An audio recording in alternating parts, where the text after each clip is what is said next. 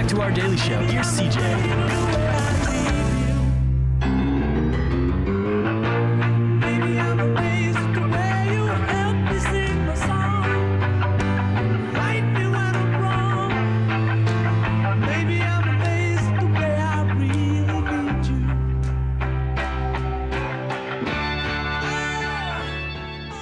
Welcome back, Daily Show, hitting you on the nose on a Thursday, 9:47.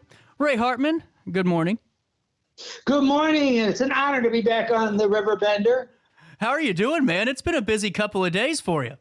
Yeah, it has. It's been 2 days ago was a very heartening day for us. I'm running for Congress against Ann Wagner, and two things happened Tuesday. One was that we finally officially got a reproductive freedom constitutional amendment on the ballot in Missouri. Do you have a applause track there? No, you don't. Okay.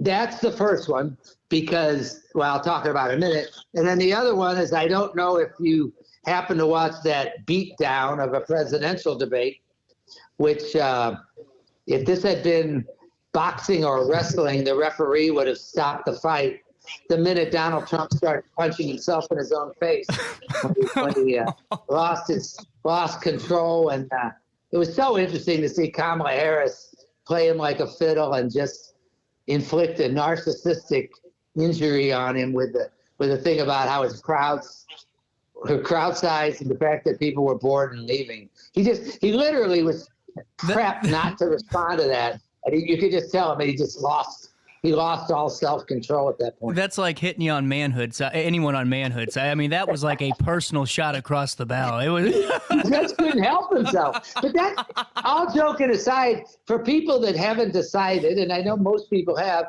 we all saw in real time how vulnerable Donald Trump is to flattery, or to the reverse of flattery. And Kamala Harris, who I thought did a brilliant job in every respect, also showed us what she pointed out accurately is Donald Trump is extremely vulnerable to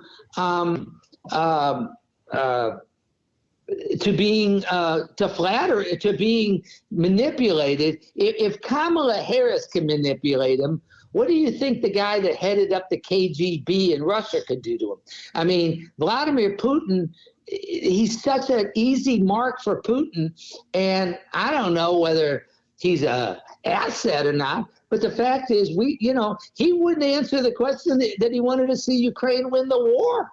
I mean, he would not say, I want to see Ukraine win the war. You want to ask me that question, CJ? Do you want to see Ukraine win the war, Ray Hartman? Absolutely. I want to see him crush Russia. Of course. That's a pretty easy answer. I don't need to research it. And I believe Ann Wagner, my opponent, would say the same thing. But guess what? It doesn't matter what she'd say. She will not stand up to Donald Trump if he's elected, God forbid. And that's one of the points I make to people is like, we cannot have an enabler. I don't think he's going to win, but I think he could win.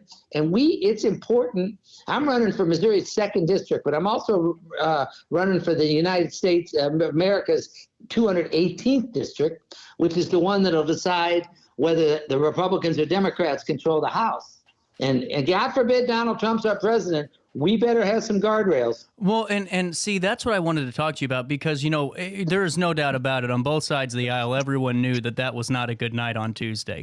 What doesn't move the needle? Time will tell. We'll find out. But yeah, who knows? But regardless, you have a possibility now, Ray. And I was looking at a few of the numbers that I saw just in your district, and you're well within striking distance of Ann Wagner, who has really fallen asleep at the wheel. It seems like the last couple of weeks, and forgot she's in the middle of a campaign. But, and that's just for me personally watching it. But, you have a chance now if Donald Trump is the president, what are you going to be prepared to do on, day one, in your opinion, to protect your district and to make sure that you're still getting work done? Well, the first thing, and thanks for asking, one is certainly as Vice President Harris indicated on Tuesday. The first thing is to vote to restore the freedom of Roe v. Wade to the women of America, full stop, by legislation. Now, obviously, I actually think we could get that. I don't even know if we need a majority in the Senate. I hope we get it, but there's enough pro-choice senators that I'm not sure if we could get the House that we can't get that across the finish line. True. And so, and I hope I hope Lucas Kunce wins and we control the Senate too. But yeah, so the first thing is bringing Roe v. Wade protection to folks. One of my priorities, and I don't back away from it, is restoring the assault weapons ban, because I don't believe we need military weapons of war on our streets, in our shopping malls, and in our schools. We just saw another horrific school shooting, and I don't mind saying that's one of my priorities. And people say, are you worried about it? Our polling shows overwhelming. And by the way, I'm a gun owner. I am not a foe of the Second Amendment. I'm not interested in coming for anybody's guns. It's a bunch of nonsense. But I don't think you need assault weapons to hunt. I don't think you need them for marksmanship and target shooting. You certainly don't need them for self-defense. There are plenty of other, you do not need to be able to, kill 20 people in a minute, for self-defense. But in addition to that, one thing I aspire to is to be part of something called the Problem Solvers Caucus, which most people haven't even heard of. And it's 32 Democrats and 32 Republicans get together as a caucus across party lines to work on solutions rather than sound bites. And it's not well known. They work under the, kind of under the radar. That's my aspiration, because despite the fact that I have the views, whatever views I might have, I believe what we need more than ever is for the two to stop this petty personal politics of personal destruction and bickering. We have to work together as Americans across the aisle. And that's my, I assume some of the RiverBender listeners and viewers know that I was on Donnybrook on Channel 9 for 37 years. And they saw us argue sincerely, often very loud, talking over each other. But the fact is, at the end of the day, we would argue about issues. We didn't make personal insults to each other. And at the end of the day, we were still family. We still cared about each other individually. And that's, I kind of want to bring the spirit, or whatever you would call it, the style of Donnybrook to Congress. Well, and I wanted to talk to you about that, because it seems like, and you and I have talked about this before on your show, that old men's school mentality of, this 60-40 where, sometimes you're going to get a little bit more than the other guy, but you're still coming together on that core issue. And, right now it just seems like you got, whether or not you're looking at both sides of the aisle, you're just looking at different groups that are kind of pulling away from that core principle of certain, beliefs. Now, that's why I like this idea of this Problem Solvers Caucus, because you got to have it. I mean, and you got to have grown-ups in Congress. I mean, it's the most important job there is. Well, and you're right, and it's the opposite of the effect of gerrymandering. And this is not a partisan statement, even though our district was gerrymandered a bit. The deal is, when you have gerrymandering and you have nothing but safe Democratic and Republican districts, the only thing a Congress member has to worry about is being primaried. I'm old enough to remember when primary wasn't even a verb, okay? and they get primaried because it pulls Republicans to the right and Democrats to the left when they live in fear of a primary, because they know that's the only way they can lose their seat, because it's safe. And it's a huge problem. And as I say, I think what we need to do, I tell every audience I talk to, and I'll tell yours, if you're looking for someone who hates Ann Wagner, you're looking in the wrong place. Ann Wagner's a fine person. We both grew up in St. Louis County. We both went to Mizzou. I'm a little older, but although I'm not holding her youth and inexperience against it. But the fact is, I'm sure we root for the same sports teams, but we do disagree fundamentally on two things. One, well, first of all, we disagree about the issues. Obviously, she's devoted her career. She's called she's compared Planned Parenthood to Satanists. She's not a moderate on abortion. But the other thing is that I think it is this fundamental duty of a member of Congress to be accessible at all times to the folks. And Ann Wagner's been in Congress for 12 years. She's never debated an opponent. I don't think she'll be debating me, although I'd love to have, maybe the Riverbender would be neutral turf. I would. I'd do it. Yeah, I do it too. Believe me, I'll do it anywhere. And then the second thing, in addition to that, is she's never held a public town hall. And by that, I mean defined by a town hall where anyone can come in who's a constituency. They don't have to be vetted or screened by the party, and they can express their views spontaneously. She's never done one of those in 12 years.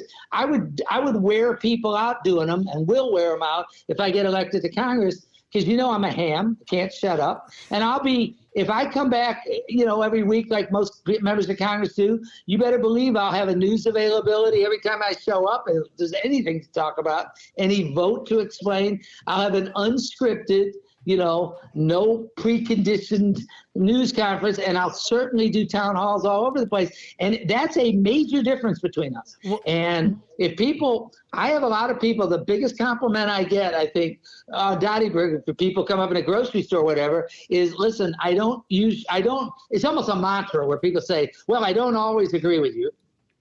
And of course I have to give a smart answer like, well, neither do I. But the point is, but I like your show and I like what you guys do. That's a great compliment. And I hope people take that to heart that are listening, that either know someone I know many of your listeners are in the district. And if not, you can also go to RayHartman.com, RayHartmanForCongress.com. We can use all the financial support or any other volunteer support that you can provide. So, and that's what we're showing picture in picture here, Ray, is RayHartmanForCongress.com. But before thank you. I see that. No problem. Before I let you go, though, I just wanted to touch base with you on this Supreme Court decision. What do you think this means for the voters going forward? Because we saw in Kansas when you and I were still on the dial, the motivation that did for their voters. Do you foresee that happening in Missouri? Are you talking about the Dobbs decision? Yes. Yeah, I think so. This is the first general election since women have had their fundamental freedom that was taken for granted since 1973. Unlike you, CJ, I can remember 1973, but shouldn't admit that, right? But for those who don't know, I was Kit Bond's speechwriter 2 years later, and so I've been around the block a little. But no, I think that this is a big deal, because whether you're a woman or a man, it doesn't matter. This is a fundamental freedom that was taken away from Americans, and particularly American women, and it's just not something people are okay with. Absolutely. And Ray, I just am excited to see where your race goes, and you're putting the work in, that's for sure. We'll be in touch, and hope to talk to you soon. Good luck today, and keep working hard. Thank you, CJ. No problem, Ray. Rolling around to top of the hour. We'll take a quick break. More of our daily show right after this on RiverBender and Roku TV.